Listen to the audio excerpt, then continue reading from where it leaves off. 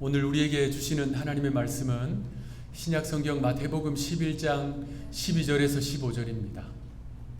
마태복음 11장 12절에서 15절, 저와 여러분들이 한 절씩 교독하시고 15절 합독하겠습니다. 세례 요한의 때부터 지금까지 천국은 침노를 당하나니 침노하는 자는 빼앗느니라.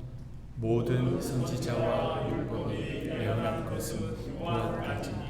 만일 너희가 즐겨받을진대 오리라 한 엘리야가 곧 이 사람이니라. 귀 있는 자는 들을지어다. 아멘. 우리가 잘 아는 사도행전 1장 8절 말씀은 부활하시고 승천하시는 예수님께서 제자들에게 주신 마지막 당부의 말씀이지요. 아주 중요한 말씀입니다.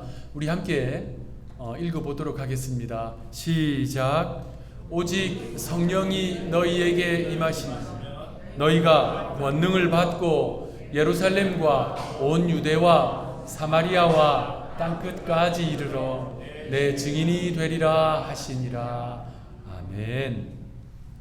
예루살렘, 온 유대, 사마리아, 땅끝.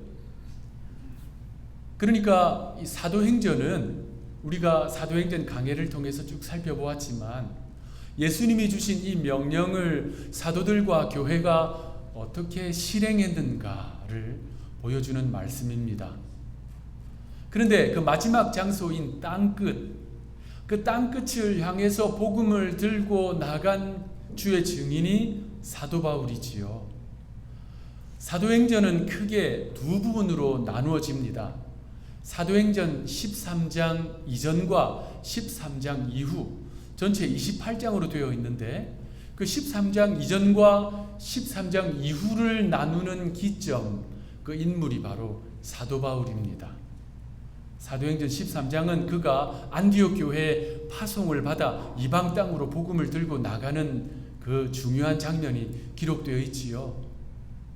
그는 세 차례, 어떤 경우에는 네 차례에 걸쳐서 이방 땅으로 복음을 들고 나갔습니다.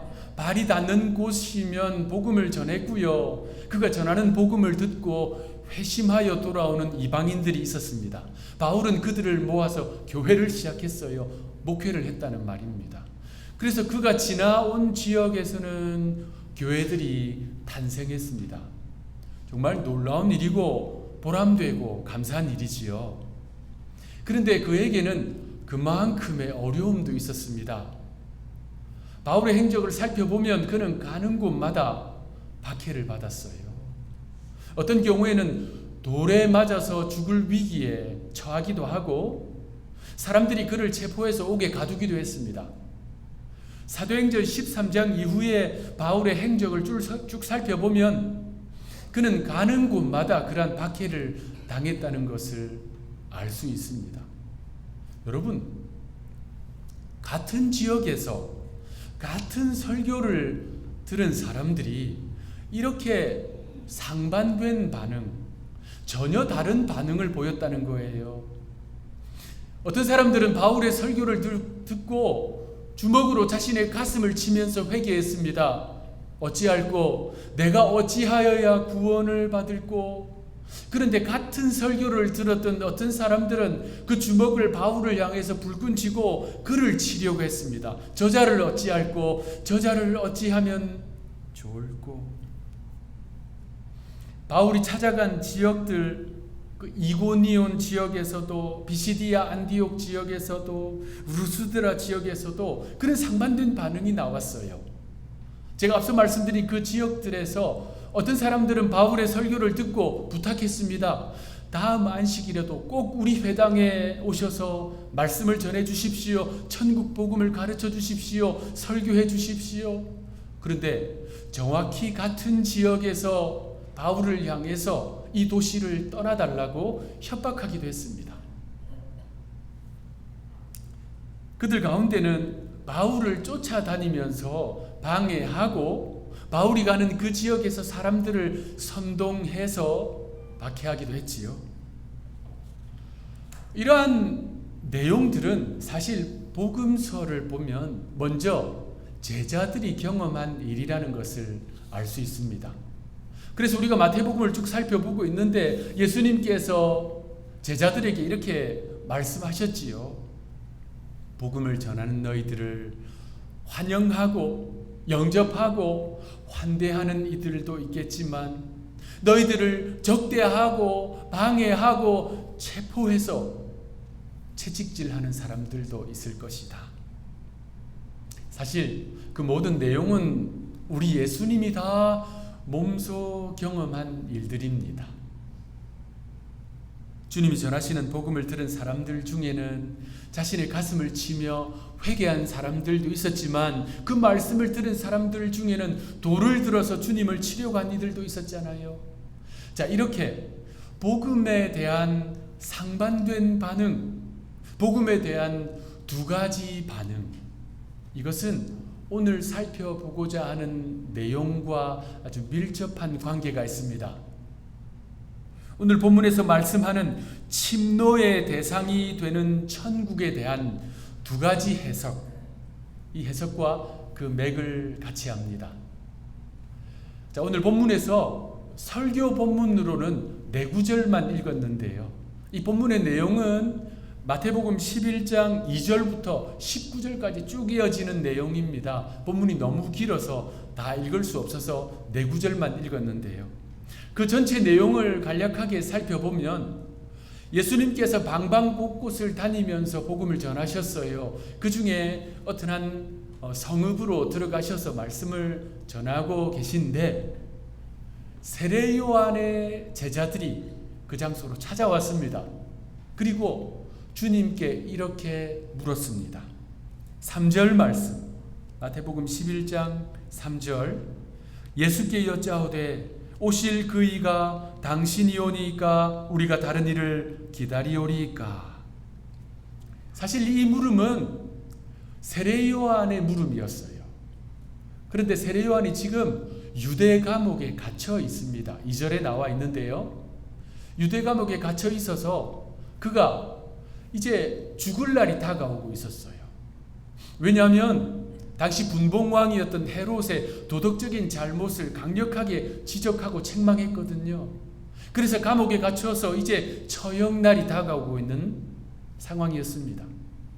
그래서 세례 요한 자신에게 너무나도 중요한, 자신의 신앙과 사역과 인생에 있어서 너무나도 중요한 것을 확인하려고 한 거예요. 자신의 제자들을 불렀습니다. 빨리 가서 예수님께 가서 이거 물어보아라. 구약의 그 많은 예언자들이 예언하고 예언한 오시리라 약속한 그 메시아가 예수님인지 다시 한 번 더 확인해 보거라. 여러분, 세례 요한의 이 물음은 너무나도 중요한 물음입니다. 감옥에 갇혀 있는 세례 요한 자신에게도 이것은 중요한 내용이지만 세례 요한을 대신해서 예수님께 찾아와 묻는 그의 제자들에게도 너무나도 궁금한 내용이에요. 뿐만 아니라 주님 주변에 둘러서 있는 예수님의 제자들, 더 나아가서 주님이 찾아가서 복음을 전하고 있는 이 마을 사람들까지 그들 모두가 궁금해하고 있는 내용이에요. 그게 다가 아니지요. 오늘 이 복음서를 읽고 있는 우리에게도 이것은 핵심적인 물음입니다. 과연 예수님이 그 메시아이신가? 그러니까 세례 요한은요, 온 인류에게 중요한, 어쩌면 온 인류가 궁금해할 수 있는 핵심적인 물음을 우리를 대신해서 한 거예요. 주님은 이 물음을 들으셨는데 제가 예상컨대 그곳에 모여있던 모든 사람들은 이 세례 요한의 제자들이 이 질문을 딱 했을 때 정적이 흘렀을 거예요. 그러면서 도대체 예수님이 어떤 대답을 하실까 귀를 쫑긋 세웠을 것입니다. 주님은 이렇게 답변하십니다. 마태복음 11장 4절 5절 우리 함께 읽겠습니다. 시작.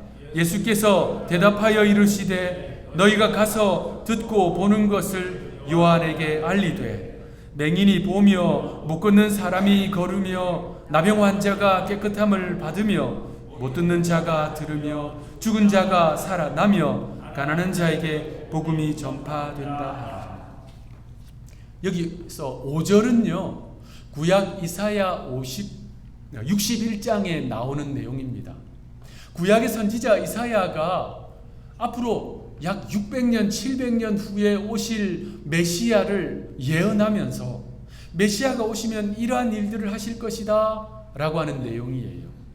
그리고 그 내용은 바로 예수님이 성읍을 찾아다니시면서 하시는 그 일들이지요.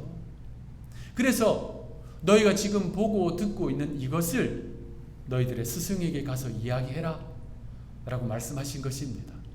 예수님은 그 무엇보다도 자신이 지금 행하고 있는 이 일들이 구약에서부터 예언되어 온 메시아에 대한 가장 확실한 증거이기 때문에 이 말씀을 하신 것입니다. 이 답변을 들은 세례 요한의 제자들은요 스승에게 돌아갑니다. 그리고 예수님은 자신의 제자들과 그곳에 모여있는 사람들을 향해서 세례 요한이 어떤 인물인지 그가 행한 사역이 어떤 의미가 있는지를 이어서 쭉 설명해 주세요. 예수님은 구약의 마지막 선지자 말라기가 하나님 성령에 감동되어서 앞으로 오실 이 메시아, 그 메시아를 위한 길을 예비하는 선지자를 하나님이 보내주실 것인데 마치 엘리야와 같은 사람이 올 것이다. 말라기가 예언을 하거든요.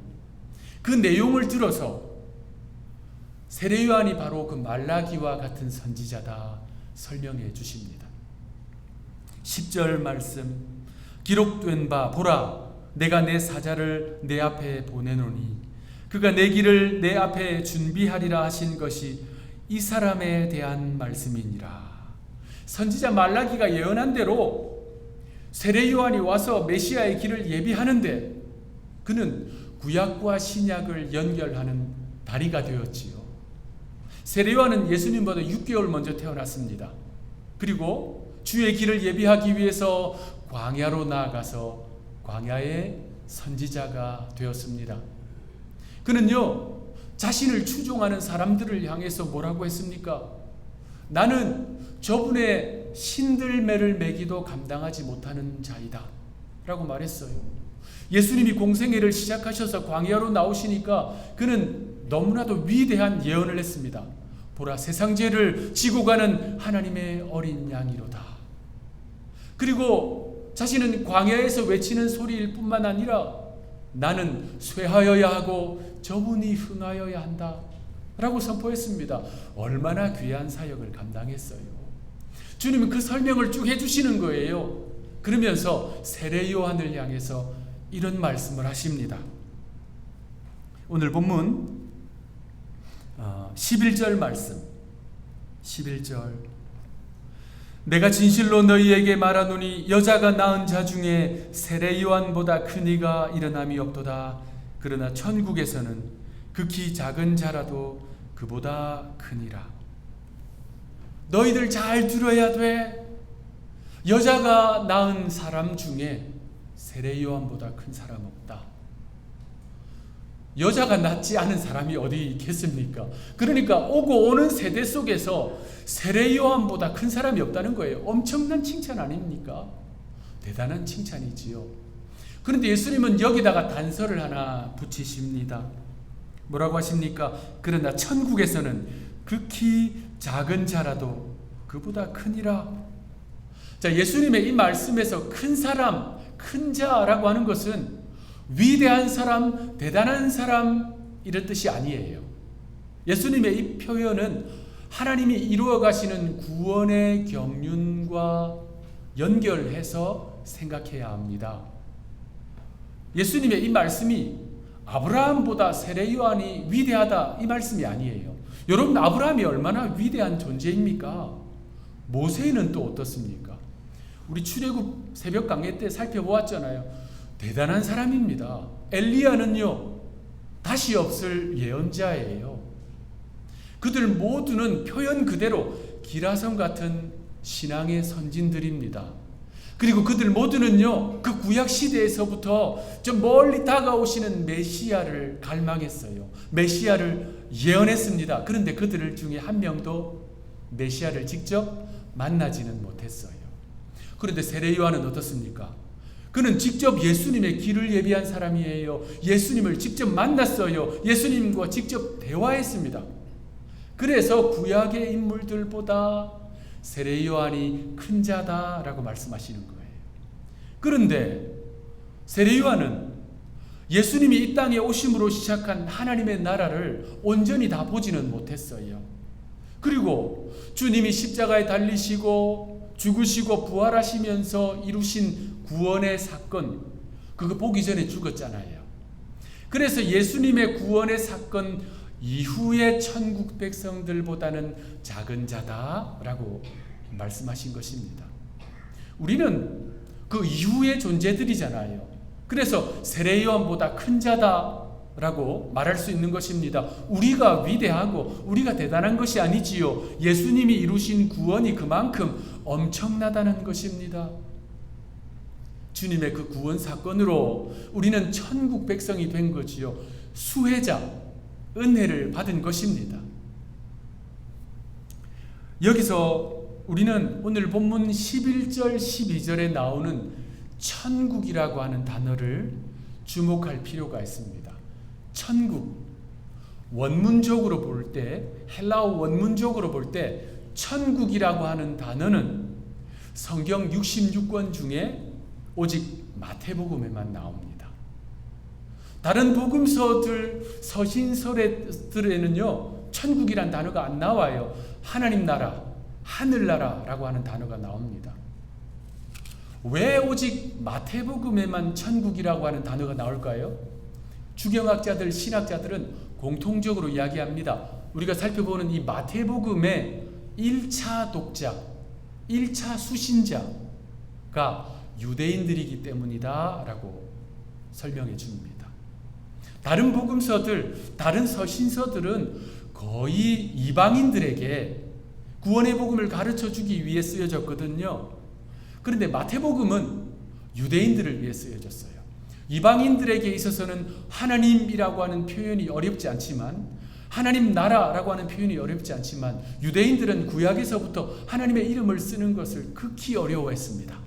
그래서 천국이라고 하는 표현을 사용한 것이지요. 회개하라, 천국이 가까이 왔느니라. 심령이 가난한 자는 복이 있나니 천국이 그들의 것이며, 다 마태복음의 표현이에요. 그래서 마태복음에만 천국이라고 하는 표현이 36번이나 나와요. 마태복음은 계속 천국 이야기를 하는 거예요. 각 장마다 천국 이야기를 합니다. 아주 중요하게 표현하고 있어요. 자, 그렇다면 복음서들에 나오는, 마태복음에 나오는 천국, 다른 복음서들에 나온 하나님 나라, 그것이 무엇을 의미할까요? 우리가 죽은 후에 가게 될 사후 세계를 말하는 것일까요? 당연히 그 의미도 있습니다. 고린도 후서에 나오는 낙원, 디모데 후서에 나오는 하늘나라, 이것은 다 우리가요, 저와 여러분들이 이 땅의 생을 다 마치면 입성하게 될 그곳을 의미합니다. 예수님이 약속해 주신 대로, 그리고 우리의 믿음을 따라 우리는 그곳에서 영생복락을 누릴 것입니다. 우리 앞서간 믿음의 선배들을 만날 것이고요, 예수님을 얼굴로 배울 것입니다. 자, 그런데 우리가 익히 사용하는 천당이라고 하는 단어, 이 천당이라고 하는 단어는 성경에 나오는 단어는 아닙니다. 그런데 이 천당이라고 하는 단어의 한자를 그대로 뜻풀이하면 천당, 하늘집이지요. 요한복음 14장에서 예수님이 우리를 위해서 거처를 예비하러 가신다 하셨습니다. 우리를 위해서 집을 예비하신다 하셨으니 천당, 성경에 나오는 단어는 아니지만 성경과 크게 어긋나지 않는다, 잘못되지 않았다라고 말할 수는 있습니다. 자, 그런데 마태복음에 나오는 천국, 다른 복음서들에 나오는 하나님의 나라는 우리가 죽은 후에 가게 될 그곳, 단지 그곳만을 말하는 것이 아니에요. 오히려 더 본질적인, 더 중요한 의미가 있습니다.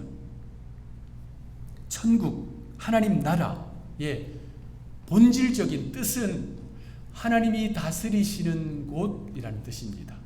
그러니까 하나님의 주권, 하나님의 통치하심, 하나님의 다스리심이 있는 곳, 그곳이 바로 복음서가 말씀하는 천국, 하나님의 나라인 거예요. 바꾸어 말하면 그분을 왕으로 삼아 그분의 통치에 순종하며 살아가는 그 백성들이 누구냐? 천국 백성, 하나님 나라 백성인 것입니다. 그래서 예수님이 이렇게 말씀하셨어요. 하나님의 나라는 너희 안에 있느니라. 예수님의 복음이 이 안에 자리 잡아서 하나님의 뜻을 따라 살아가려고 하는 그 천국 백성들, 이미 이 속에 천국이 이루어지기 때문입니다. 이 천국은 예수님이 오심으로 시작되었어요. 성경은 공통적으로 예수님이 이 땅에 오심으로, 초림하심으로 하나님의 나라가 도래했다, 강림하고 시작되었다 말씀하는 것입니다. 그래서 주님이요, 공생에 처음 시작하시면서 이렇게 선포하셨습니다. 마태복음 4장 17절, 너무나도 중요한 말씀이지요. 회개하라, 천국이 가까이 왔느니라. 왜 이 말씀을 하셨을까요? 예수님이 이 땅에 탄생하심으로, 공생애를 시작하심으로 하나님의 주권, 하나님의 다스리심, 하나님의 그 통치하심이 이 땅에 본격적으로 시작되었기 때문입니다. 그 일을 끌고 오신 예수님께서 자신이 오신 것을 천국이 가까이 왔다 말씀하신 것입니다. 그래서 여러분, 우리가 분명히 알아야 할 것, 천국, 하나님의 나라는 우리가 사후 세계에 가서 경험하기 이전에 먼저 이 땅에서 우리가 경험해야 할 하나님의 나라인 것입니다. 예수님을 주님으로 모시고 하나님의 통치를 따라 살아가는 하나님 나라 백성들, 천국 백성들, 그들이 이 땅에서 그렇게 하나님의 통치를 따라 살아가야 한다는 말씀입니다. 그러므로 천국이 천국인 이유는 하나님께서 그곳을 다스리시고 하나님께서 그곳에 임재하시기 때문이고요. 이 땅에서도 지옥이 지옥인 이유는 물론 그것도 하나님의 다스림 안에 있지만 그곳에 하나님께서 임재하시지 않고 동행하시지 않고 임마누엘 하시지 않기 때문입니다. 그래서 로마서 14장 17절은 하나님의 나라에 대해서 이렇게 설명합니다. 하나님의 나라는 먹는 것과 마시는 것이 아니요 오직 성령 안에 있는 의와 평강과 희락이라. 하나님의 나라가 이 땅에서부터 시작하는데 그것이 무엇이냐면요, 성령 안에서 하나님의 의와 하나님의 희락과 평강이 이루어지고 있는 곳, 그것이 하나님의 나라라는 거예요. 우리 속에 하나님의 의와 평강과 희락이 있다면 이곳이 하나님의 나라라는 것입니다. 우리 교회에, 여러분의 가정에, 삶에 그것이 성취되고 있으면 벌써 그곳에서 하나님의 나라가 시작됐다라는 것이 성경의 말씀입니다. 그래서 이 땅에서 그 왕의 통치를 따라 살아가는 그 백성들, 천국 백성들, 그들이 죽은 후에 가게 될 그곳이 천국인 거예요. 왜냐하면 그 천국과 이 천국, 그 천국은 이 천국의 연장선이기 때문입니다. 우리가 잘 아는 천국과 관련된 표현이 있습니다. 이미 그러나 아직, already but not yet. 루터교 신학자 오스카 쿨만이 종말론과 관련해서 사용한 개념인데요. 이것은 천국, 하나님의 나라에도 동일하게 적용할 수 있는 개념입니다. 예수님은 오늘 본문에서 그 천국에 대해서 이렇게 말씀하십니다. 오늘 본문 12절 우리 합독하겠습니다. 12절 시작. 세례 요한의 때부터 지금까지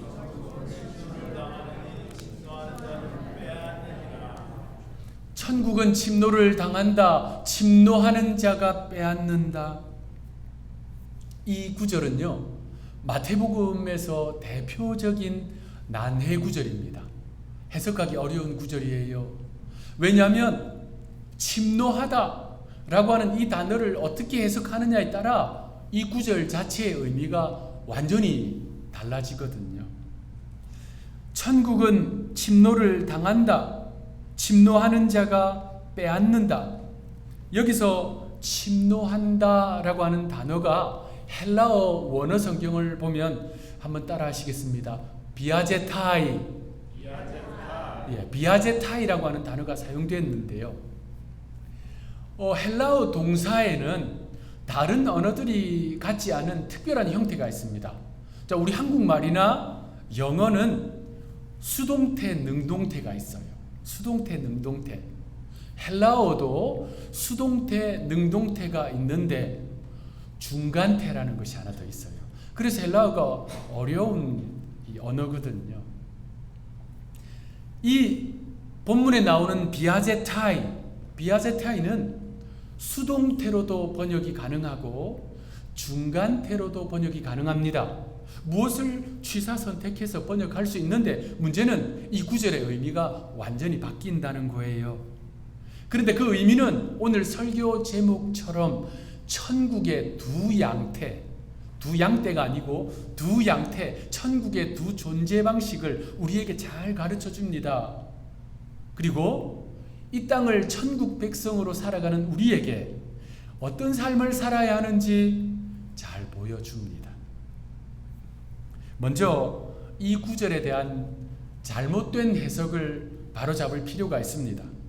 천국은 침노를 당하나니 침노하는 자는 빼앗느니라. 이 구절에 대해서 여러분들 가운데 이러한 해석, 이러한 설교를 들어보신 분들이 있을 겁니다. 천국은 빼앗는 자의 것이다. 그래서 침노해야 한다.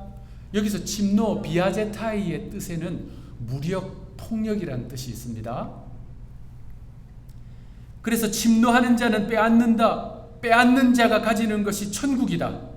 그래서 우리는 부단히 노력해서 천국을 쟁취해야 한다 라고 하는 해석입니다. 저는 이렇게 해석하는 설교를 사실 여러 번 들어보았습니다. 여러분 가운데 그렇게 해석하는 설교를 들어보신 분이 있을 거예요. 그런데 이러한 해석은 원문을 잘못 해석한 잘못된 해석입니다. 설교자가 이런 해석과 설교를 통해서 천국을 쟁취하듯이 그러기 위해서 믿음 생활 열심히 해야 하고 교회 생활 열심히 해야 한다라고 하는 결론으로 맺으려고 할 수는 있지만 사실 이런 해석은요, 오히려 믿음과 관계없는 왜곡된 인간 자아를 강화시키는 결과를 낳습니다. 여러분, 천국은요, 하나님의 나라는 성경 66권 통틀어 보아도 우리의 힘, 우리의 공로, 우리의 완력으로 쟁취하고 빼앗을 수 있는 대상이 아니에요. 하나님의 통치, 하나님의 다스리심, 하나님의 나라는 그렇게 나약하지 않습니다. 천국은, 하나님의 나라는 이 땅에서도 저곳에서도 전적으로 은혜입니다. 은혜로 주어지는 거예요. 우리의 공로는 거기에 1%도 들어갈 수 없습니다. 그런데 그 천국을 쟁취해야 한다, 빼앗아야 한다, 노력으로 얻어야 한다. 본문을 완전히 잘못 해석하는 것입니다. 앞서 설명드린 대로 침노하다, 비아제타이, 이 단어를 수동태로도 중간태로도 해석을 할 수 있는데요. 먼저 중간태로 이 단어를 해석하면 이 구절은 이렇게 해석이 됩니다. 천국은 힘차게 뻗어나간다. 천국 자체가 침노하는 거예요. 비아제타이 한다는 것입니다. 그렇습니다. 천국은 예수님께서 천국으로 이 땅에 오신 그 순간부터 힘차게 뻗어나가고 있는 거예요. 주님이 이 땅에 오심으로 하나님의 나라가 시작되었는데 하나님의 나라는 힘차게 뻗어나가고 있는 것입니다. 확장되고 있는 것입니다. 여러분, 어두움의 자리에 빛이 임하면 어떻게 됩니까? 빛은 당연히 물러갈 수밖에 없습니다. 캄캄한 밤에 자그마한 촛불 하나만 켜도 그 주변이 밝아집니다. 그 작은 빛 하나만으로도 세상을 밝히는데 생명의 빛, 구원의 빛, 영생의 빛이신 예수님이 이 땅에 오셨으니 어둠이 물러갈 수밖에 해요. 그래서 주님이 이 땅에 오심으로 천국이 비아제타이 힘차게 뻗어나가게 된 것입니다. 그 예수님이 여러분의 심령에 임하니 여러분의 심령에서 어둠이 물러가게 되어 있습니다. 여러분의 가정에 임하니 가정에서 어둠이 물러갑니다. 여러분의 일터에 임하면 일터에서 어둠이 물러갑니다. 그래서 천국 그 자체이신 예수님께서 천국을 침노한다, 확장해 나간다 라는 것입니다. 그렇게 사망과 어둠을 물리치고 세력을 떨치는 것이 하나님의 나라, 천국은 힘차게 뻗어나간다. 제가 앞서 설교 도입부에 말씀드린 사도 바울의 선교 사역 다시 한 번 더 떠올려 보세요. 그가 이방 땅에 가서 복음을 전했습니다. 그 복음이 이방인들의 심령에 심겼어요. 그들의 마음에 천국이 임한 거예요. 그러니까 천국이 비아제타이 힘차게 뻗어나가면서 어둠을 물리친 것입니다. 그러므로 저와 여러분들, 우리가 하나님 나라 백성이라면, 이 땅에서부터 천국 백성이라면, 그래서 자연스럽게 저 천국에 입성하게 되는 백성이라면 우리는 이 땅을 어떻게 살아야 합니까? 천국이 뻗어나가는 그 일, 능력 있게 확장되며 어둠을 물리치고 그 세력을 떨치는 그 일에 헌신해야 할 줄로 믿습니다. 둘째로 침노하다라고 하는 단어를 수동태로 해석을 하면, 이 두 가지 해석이 있는데요, 중간태로 해석하고 또는 수동태로 해석하면 이 구절은 이렇게 해석이 됩니다. 천국은 맹렬한 방해를 받는다, 맹렬한 공격을 받는다. 우리 한글 성경은 그 비아제타이를 수동태로 해석해 놓아서 기록되어 있는 것입니다. 천국은 침노를 당하니 우리는 천국을 침노해야 한다, 쟁취해야 한다. 이거 큰일 나는 해석입니다. 왜냐하면 그렇게 천국을 침노하는 대상이 누구인가? 우리가 되면 안 돼요. 박해자들입니다. 천국을 맹렬히 방해하고 천국을 맹렬히 공격하는 대상들, 바로 박해자들이에요. 반복해서 말씀드리지만 예수님 자체가 천국이거든요. 예수님 자체가 하나님 나라잖아요. 그분이 이 땅에 딱 오셨어요. 천국이 이 땅에 먼저 임했습니다. 어떻게 됐습니까? 박해자들이 그 천국을 공격하기 시작했습니다. 침노하기 시작했어요. 그들이 예수님을 끌고 갔습니다. 십자가에 못 박아 죽였습니다. 그렇게 천국은 맹렬히 고난을 당하고 침노를 당한다는 거예요. 예수님만 그랬습니까? 오늘 본문 이 상황에서 세례 요한은 어떻습니까? 그도 결박당해서 빼앗긴 상태입니다. 예수님 이후부터 2000년 교회 역사를 살펴보면 그 천국들이 맹렬히 비아제타이 침노를 당하고 있어요. 공격을 받고 있습니다. 우리가 살펴보고 있는 이 마태복음은 1차 독자가 유대인들을 위해서 썼다고 말씀드렸잖아요. 그런데 전체 유대인들은 아니고요. 유대인들 중에 개종한 유대인들, 복음을 받아들인 그리스도인 유대인들, 초대교회 성도들이잖아요. 예루살렘에 있는 사람들, 그들이 복음 때문에 박해를 당하고 있었어요. 안 그랬겠습니까? 유대교도들이 가만히 뒀겠습니까? 그들에게 우리 믿음을 지키자, 박해받는 공동체를 위해서 쓰여진 것이 이 마태복음입니다.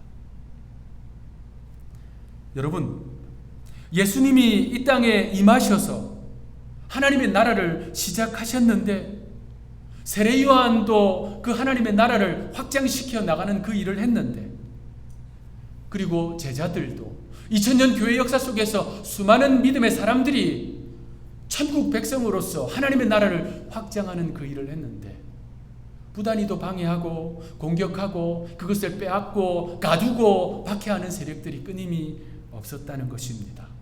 자, 그러면 그러한 비아제타이, 천국을 침노하고 빼앗는 박해자들의 영향력이 우리 시대에는 없을까요?